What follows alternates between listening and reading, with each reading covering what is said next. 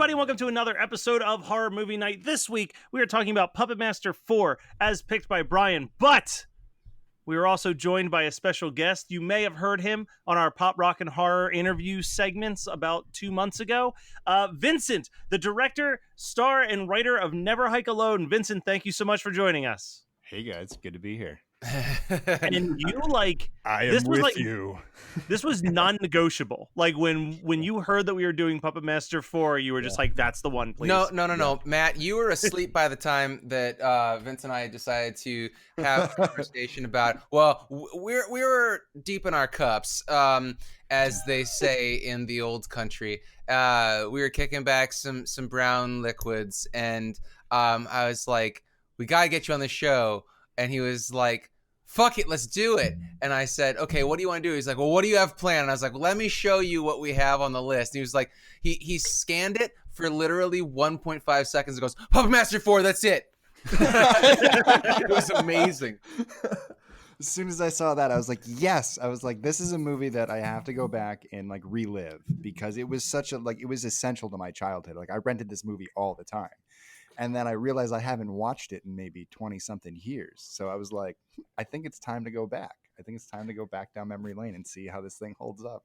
And I feel like nostalgia is the biggest driving force through getting through this movie in your 30s, because no, it's the comedy. It's the comedy of the movie that like I loved it. The rewatch, I was like laughing so loud at this movie the entire time, and like researching facts on it as I was going through it. And I was like, oh, like this movie is so awesome that like you have to get your friends together and like get some brown liquids in a cup and watch this thing and just enjoy it for what it is. It is the weirdest friggin' movie I've ever seen.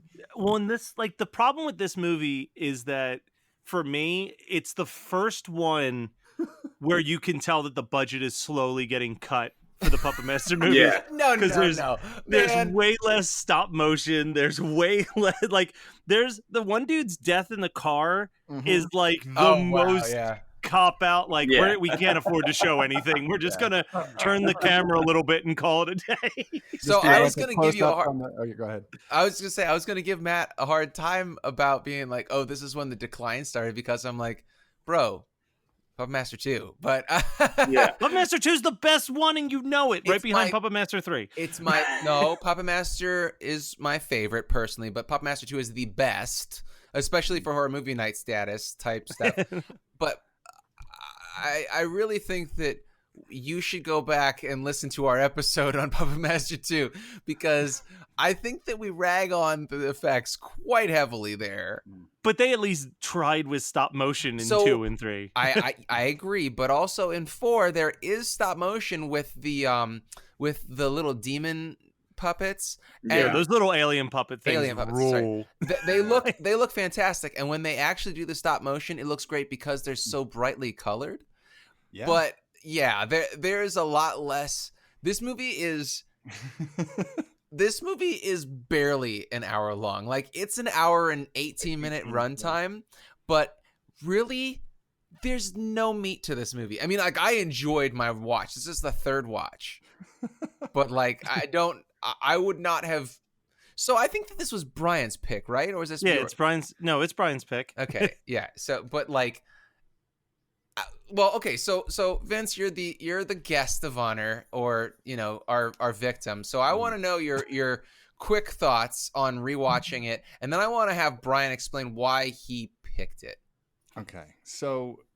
It's funny, when we met at Pop Rock and Horror a few weeks ago when we were talking about it, I actually kind of made I'm going to make a similar kind of analogy, whereas like I told the New Godzilla was like, it was like a live action cartoon, and this movie is like it's like a Saturday morning Power Rangers episode featuring the Puppet Masters. It's like, true. Yeah, because they're like, all pals. They're like your pals. They're all pals. Like, they're like, everyone's on the same team, and you have like your weird villain that's somewhere far off land in a cave, just like damning them, but never showing up to actually do anything about it, dude. And that alien puppet looks like Beelzebub from the end of Rock and Roll Nightmare. Oh, like, yeah, he looks like a morphed out ball sack, just like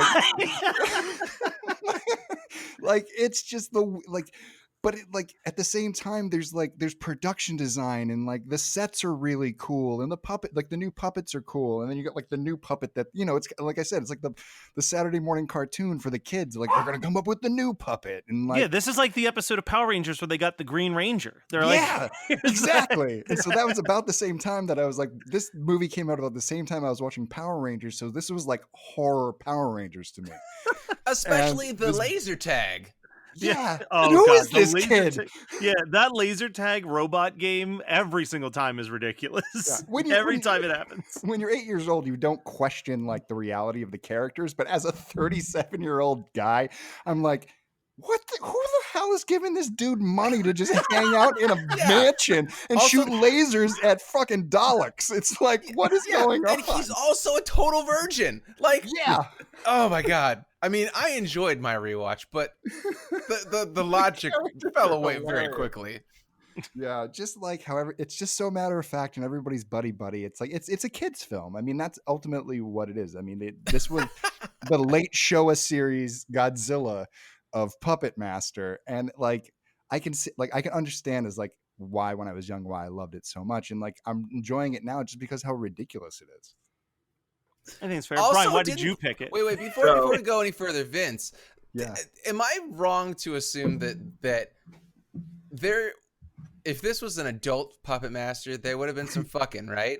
Because totally. the snooty dude and the channeler redhead, Oh my God. he was like kissing her face and stuff, but then that plot went nowhere. Oh yeah, but like then like he's like, hey, like maybe if it's like the storm's too bad tonight, you can stay over, and like she gives her answer, and he's like, yes. Like, that's the sexiest thing that happens in the movie. Like, stay over to the storm, and that's it. It's not your typical like schlock straight to DVD, like straight to video like horror film. Yeah, It's this like, ain't your daddy's Puppet Master. It's your son's Puppet Master. your little child, so that way he can discover the other ones. All right, Brian. Yeah. So why did you go with? I mean, 2 and 3 were off the table, so I get it. But why did you pick this one? I couldn't remember if it was one of two options because I definitely wanted to watch 3, and that's the one that I either and I don't know if I either picked 3 and you guys were like, we already did that, so I went to 4, or if I accidentally picked 4 thinking I was picking 3. But I was shocked when I was like, there's a lot less Nazis than I remember. They give him a pass. Yeah. Oh They shit! explain away the Nazis in this one. I mean, it was fun. I just wish that, like, I feel like the writers really tried, like, really drove home that the one guy was a douchebag, and they didn't need to as much. Like, we got it. He's a dickhead. Yeah, but they just Are you kept talking about the guy with digging the it home. glasses? Yeah, and Cameron. then, although his one redeeming factor is when he goes, Nazis. I hate those guys. Other than that, Classic. yeah. Well, and this is like, this movie has a cast of about 8 people. Yeah. Approximately 8 people, 4 of which who are just there to get killed by the alien puppets in the first 3 minutes of the movie. Yeah. And then our main cast of 4. The one who is a scientist who seems to be just playing a colored cubes move around the screen saver game when we are introduced to her. But Jesus, this movie has some things. Mhm. Like, to jump to the end, Toulon's head on a puppet body is with you. the same effect of an unchanged Disney ride from the 60s. Like, The hologram. yeah. Well, and I have to say, we've talked about this multiple times on the podcast about how one of the greatest moments in any horror film that we've ever watched is in Ghoulies 2, where the ghoulies give each other a high five. But I think a strong second place is watching Pinhead scratch his head out of confusion. Yeah. No, The man. whole camaraderie of them. Yeah. But yeah, they're all pals. It's so weird because there's this one point where Pinhead is wiping blood, demon puppet blood, off of Tunneler's drill, just like so gently. It's just so tender. It's so weird. And then It is I like how definitely the the kid like, sweetest way to puppet. go, Tunneler. After he like completely just drills this alien. Like, way to go.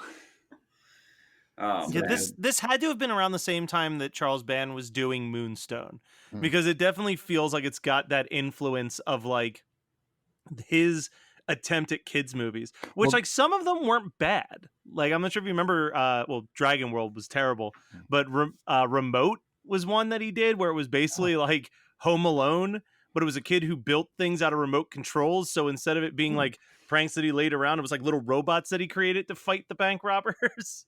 That's funny. No, I I haven't don't seen think I saw that Remote. And every listener right now is doing the pinhead head scratch. When you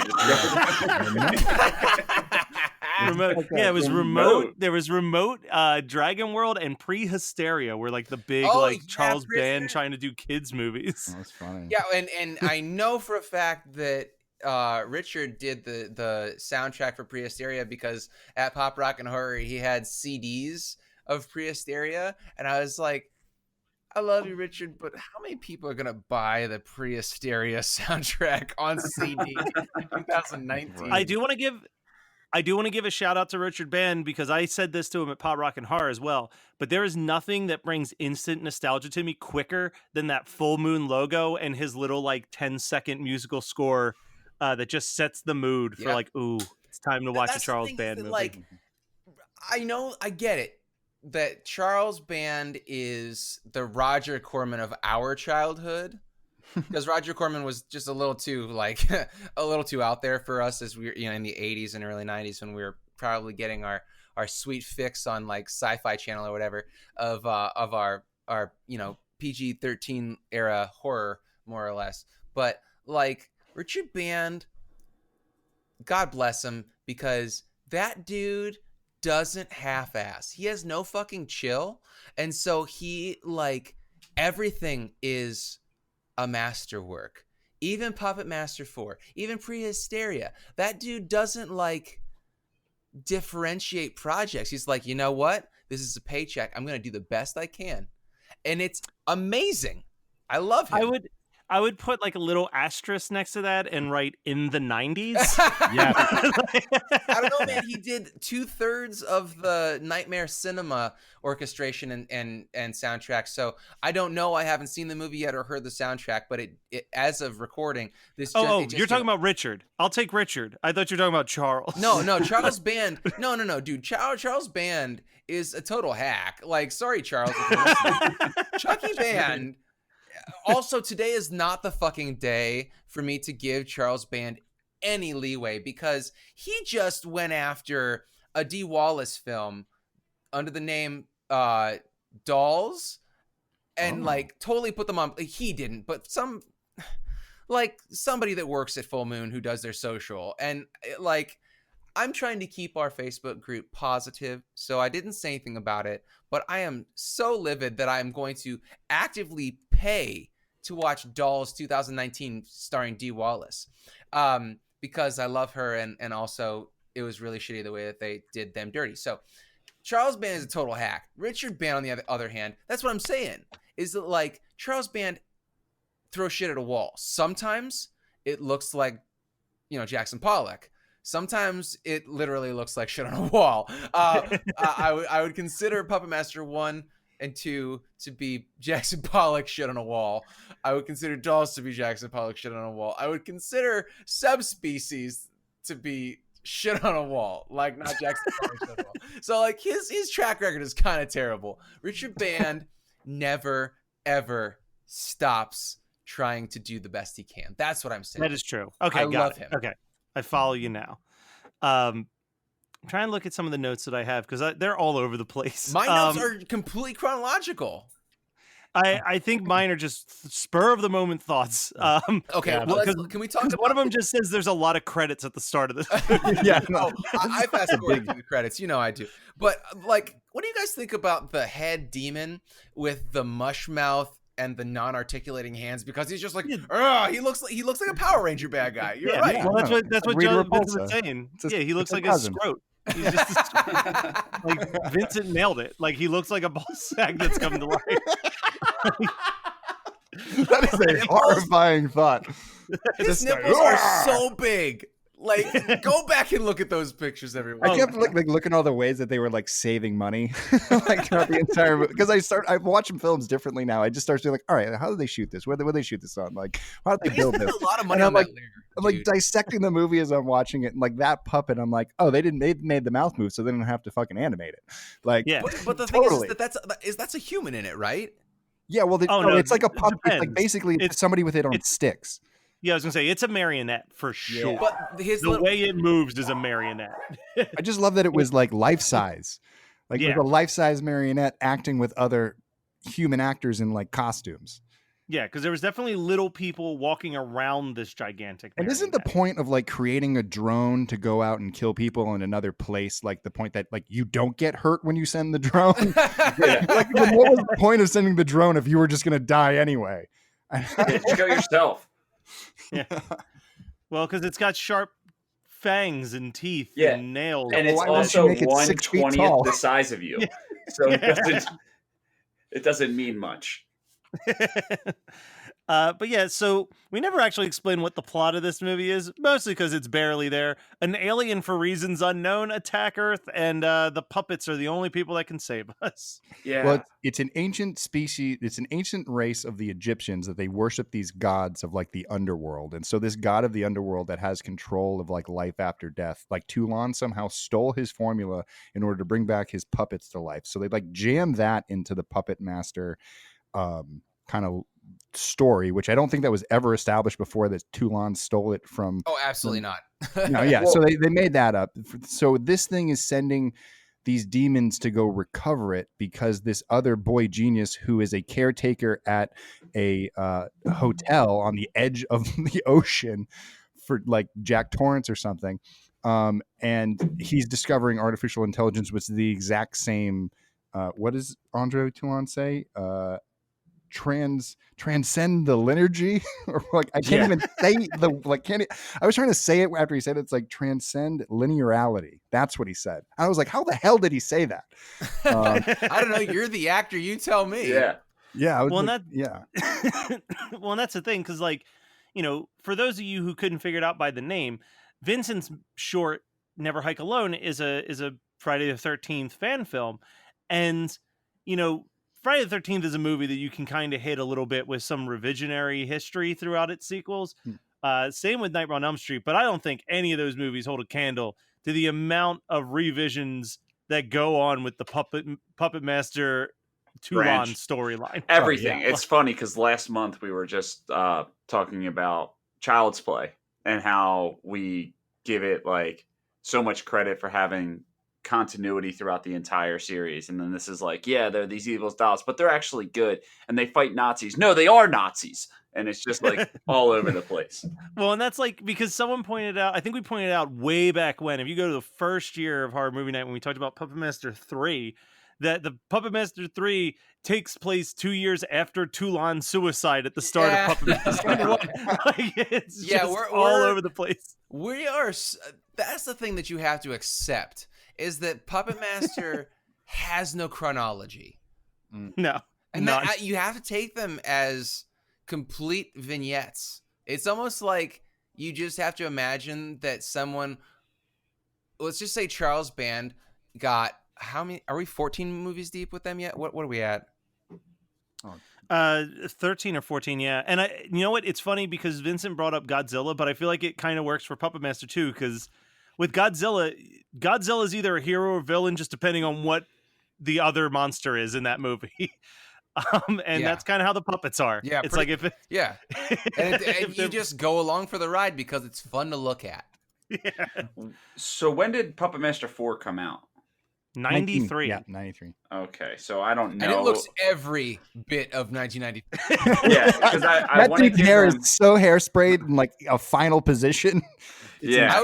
Also, we got to talk about, if we're talking about how 1993 this looks, I love the fact that this is so low budget that the psychic, or the channeler, I'm sorry, the redhead, right? Her foundation is way too orange for her actual complexion, because you can see it where her makeup touches her scalp, and I don't know why I'm noticing and caring about this, but like it was pissing me off when I was watching. I was like, fucking seriously? They can't even get a foundation that looks right for her? I'm so weird. This movie is so 1993 that dude has a fear decal on the back of his I haven't Lincoln. known about that shit. I forgot about that, but I was like, man, who thought? Like, I just picture the guy in the editing room, like, when he panned to that, just kicking back in his chair, like, yeah. Meaning depth. Yeah, that was deep. Because the guy in the car, he's afraid. It says fear on the back of the car. Well, I was going to say, there's one of them goes, there's one line of dialogue that I wrote down because it's totally monotone. He goes, yeah, I'm terrified. Just like, so here's an upsetting piece of trivia that I found on IMDb, unless Vincent already got to this. No, go. When you were doing your research. You know what this movie was originally going to be before someone came up with the idea for the Decapitron? No, what? This was supposed to be the original Puppet Master vs. Demonic Toys. And then they created this new puppet and we're like, fuck it, it'll fight aliens instead of the demonic toys. Oh. I've seen 5 minutes of Puppet Master vs. Demonic Toys, and I have no interest in seeing the rest of it. You know, there are 2 of them? Yeah, the ones that they actually made are trash. But if they had made it in 1993 when they were supposed to, Yeah, when they were both it at would have their been height. great. Yeah. Yeah. Yeah. Isn't That's the saddest thing about Full Moon. Yeah. Isn't the Goonies guy in it? What the hell's the guy who lost his mind? Corey Feldman. Corey Feldman's Corey in it. Feldman's in it. Yeah. Yeah. It Really? was made by Sci-Fi Channel. Oh god. Oh. They're Yeah, well, worse than hey. Full Moon. Well, let's give Sci-Fi a little bit of credit And because Vanessa Angel. I do think that Sci-Fi has been kind of picking up some slack in the last 2 years with their streaming Their shows. Yes. Yeah, because Krypton, although I don't watch it, I have no interest. The production value doesn't look half bad. No. And then there's another show someone recommended, and now don't get me wrong, the second season of Happy really lagged, but the first Oh, is that a season was Sci-Fi really channel? good. Yeah. Yeah. Nice. And I mean, aren't they doing that Banana Splits movie? Yes, they are, and I am more. So I was joking with Katie about how she's so excited about Midsommar, and I am so excited about the Banana Splits movie. I mean, all I can hope with the Banana Splits movie is that HR Puffin stuff and Sigmund the Sea Monster also happen to make a cameo and just bring all those old 70s shows together for this thing. But and we have like Astra the Wonder Dog or whatever. What the fuck that guy's name is. So there, you know, the douchebag with the sunglass or with the glasses and the perfectly Cameron. coiffed Yeah, Cameron. Yeah. Oh, I Smoking love the fact cloves. that smoking cloves. When he shows up, his first line, I had to write it down. He goes, "Rickster, hug, no kiss," and that I think that I'm gonna start doing that. I now have 2, not 1, but 2 ways to introduce myself to people at conventions, whether I know them or not. It's either gonna be Rickster, hug, no kiss, or hey, how you doing? From Beetlejuice. So I also found a new ringtone because, like, I know that ringtones are so 2008, but I don't have any special ringtones on my phone. But I want one. I want the preppy. I want Chandler. What the fuck is his name? Cameron. I want him shrieking, "Oh fuck!" I want that as my text ringtone. I do have to warn you about your new way to introduce yourself to people, Scott, is if you came up to me and you went for a handshake, I'd shake your hand. If you went for a hug, I'd hug you. If you said hug, no kiss, You'd I'm kiss a me. millennial, so I'm going to kiss the shit out of you. This is actually working out better than I could have ever expected. I want more male. I want more guy on guy. Kissing? Not kissing. I just affection. Like, I'm a hugger. Thank fuck Matt's a hugger. I mean, Brian, you're a hugger, but you're also incredibly socially anxious. So I always feel bad when I make you hug me. No, I mean, due to my extracurricular activities that I've had to do the past 6 years, they kind of turn you into a hugger. It's like it's a forced hugging fellowship. But also, I don't want to force anyone to hug me. But anyone I'm used to listening- it. And Vince, next time you see me, buddy, Oh yeah, I know what you're I'm getting going a to say. big ass. Well, you're giving me a big ass hug because you're a giant of a man and I'm a little dwarf. I'll just wrap you I'm up. just saying, side note, like, Scott, I love you. Listeners, specifically, I love you guys. But think about the amount of time that you're at, like, where are you going to meet people where you're going to say that? A convention. There's a lot of big sweat guys walking around those conventions with very minimal deodorant. Okay, that's also something that I needed to do, and I have sat on it. By the time this comes out, we're about 2/3 of the way through convention season, so fuck it, I'll save it for next spring. But I was actually going to make an infographic of what to do at cons, and the first bullet point is wear fucking deodorant. But Matt, you know how like people have hand sanitizer at the dude. Would it be offensive if like like people have hand sanitizer at their table? Axe body spray, man. Yeah, just put it right there at the table. Like, oh, go ahead and spray yourself. No. We're gonna actually give you. Like we're gonna have a sign.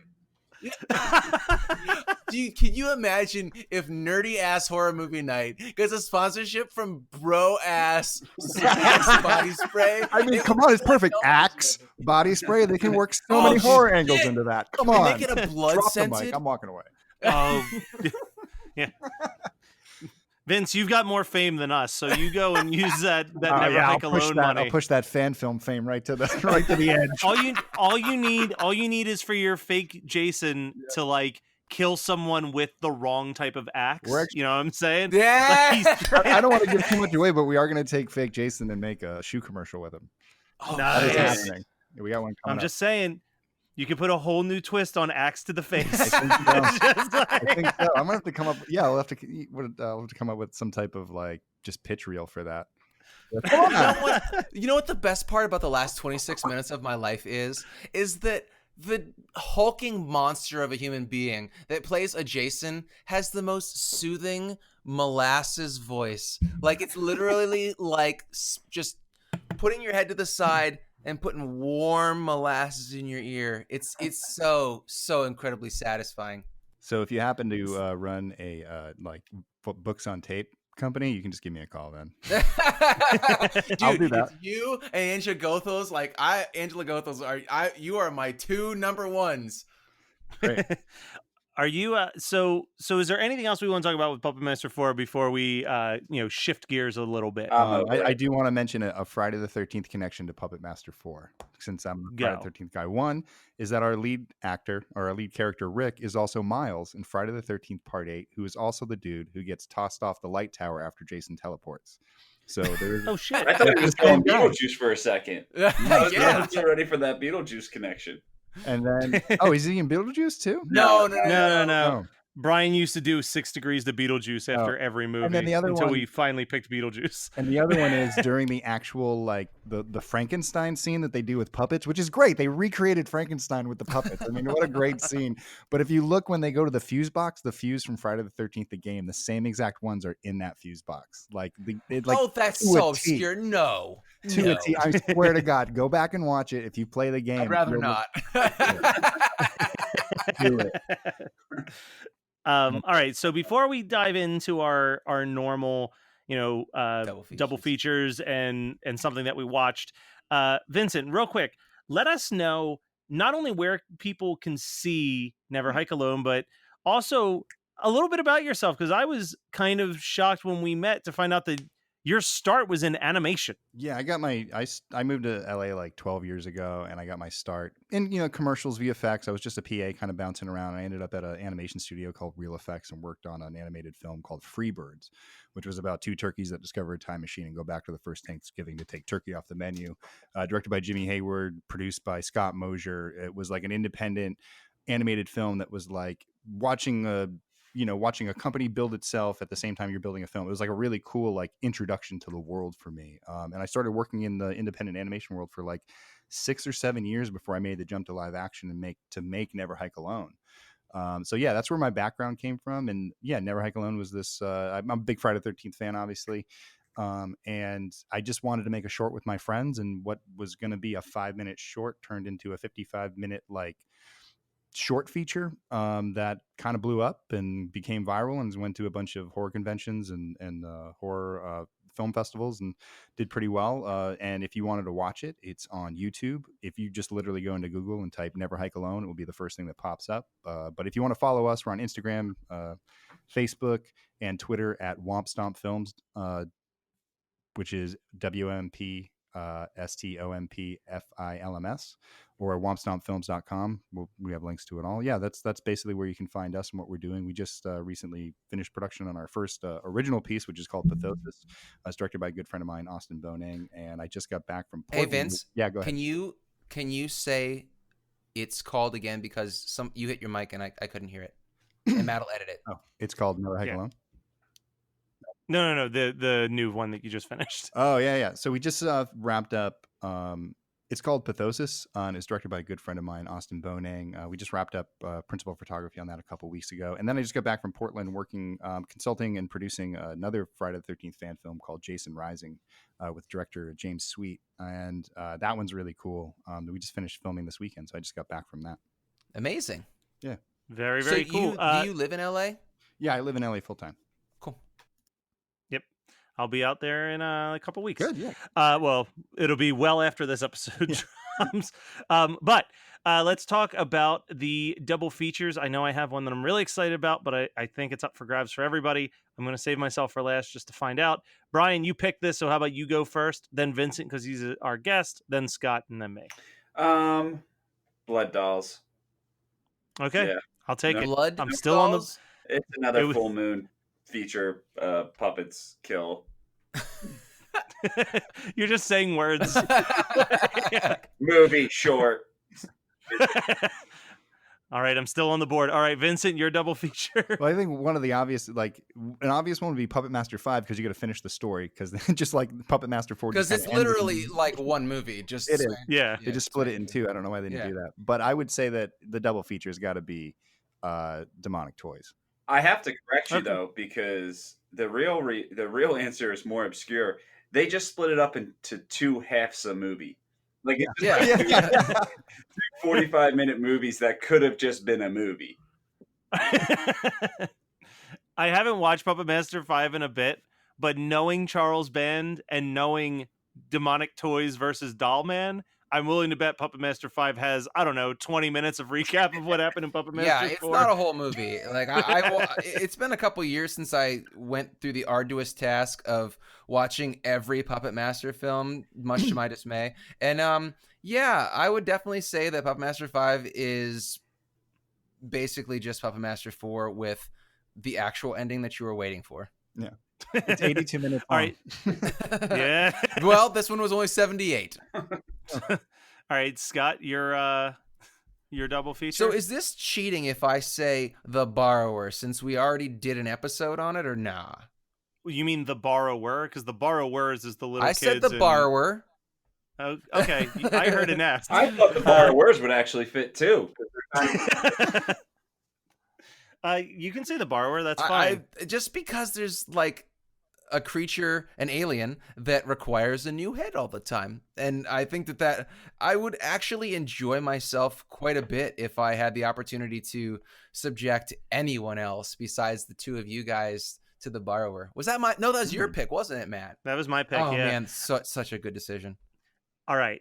So I'm actually really excited that I got this one, because midway through the movie, I was like, oh, I've got my double feature and it's perfect.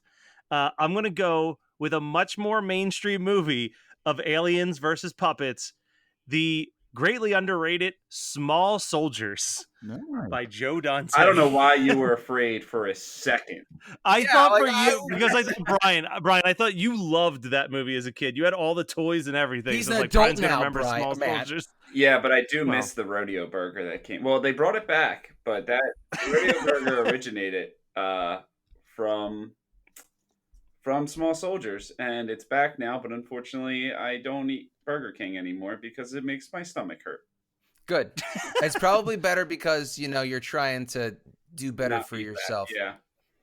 I might have Burger King when I'm in Seattle or San Francisco. I might have a little bit of Burger King because they have Impossible Burger Whoppers. I hate you so much. You're like in the office when Michael Scott goes to fucking New York and he's like, gonna have some New York pizza, and he walks into the Sbarro. Like, that's who you are when you travel.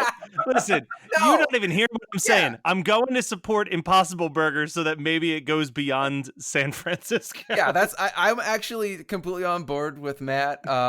Because, dude, if I Burger King makes me feel like absolute asshole, or it used to back when I ate it, and it's been probably about 15 years since I had a Whopper. But I would absolutely accept the stomach ache to have an Impossible Burger at BK. All right. So, what have you guys watched, listened to, read, whatever that really grabbed you and got you excited this past week? Brian, again, you started with Papa. You picked this, so you go first, and then we'll go in the same order. Oh man, I'm trying to think. I'm gonna keep my weirdness conspiracy theories to myself, so I won't. No, tell us dive now. into it. But me and Jade started watching Bob Lazar on Netflix.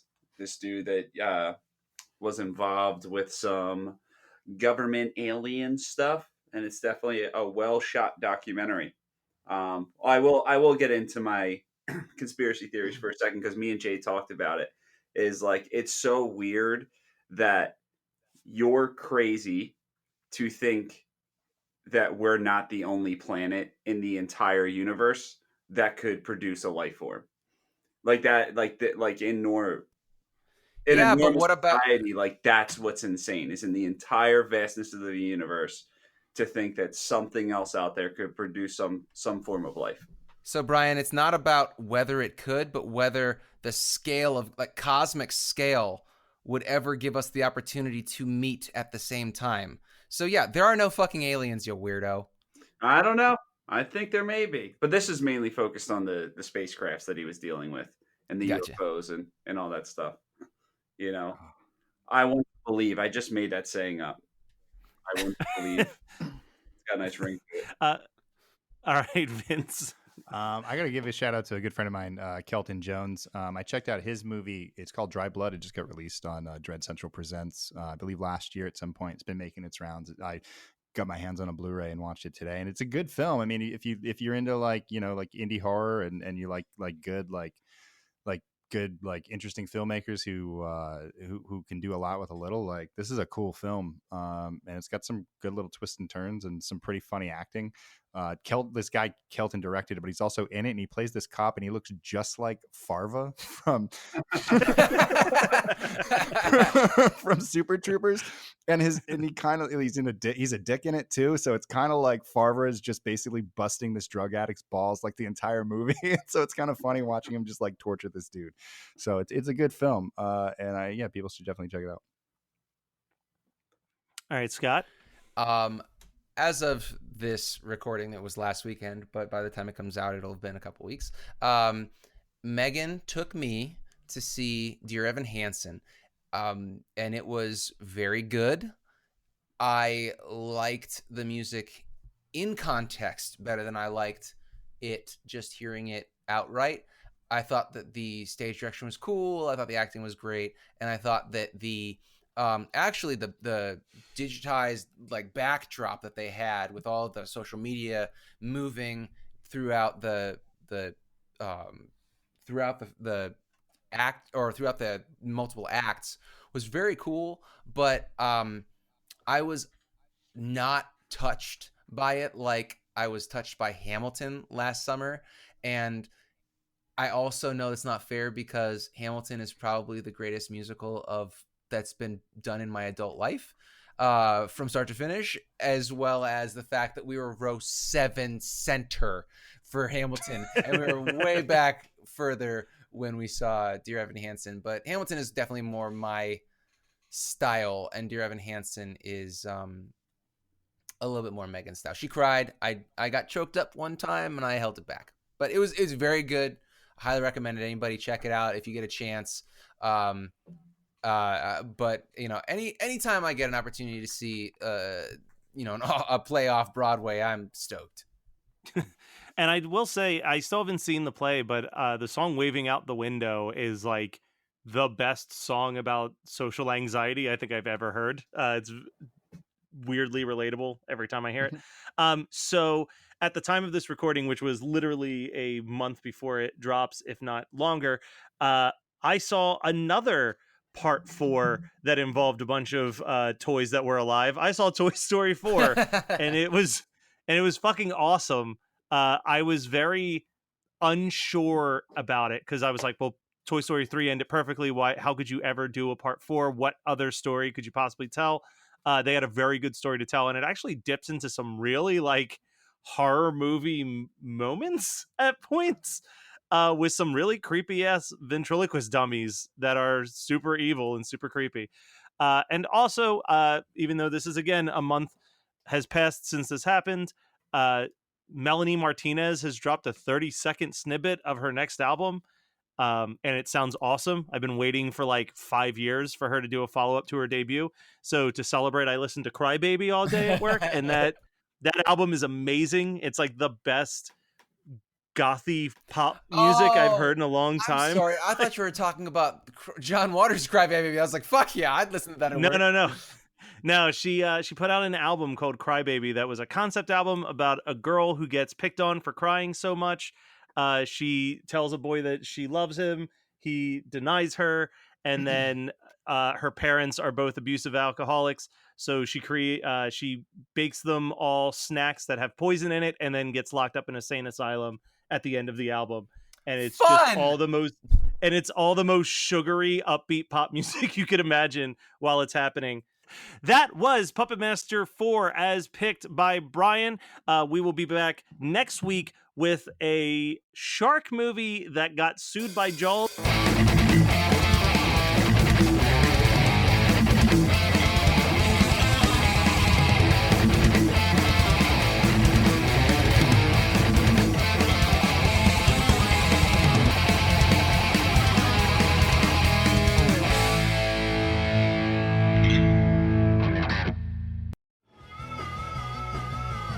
You're listening to the Geekscape Network.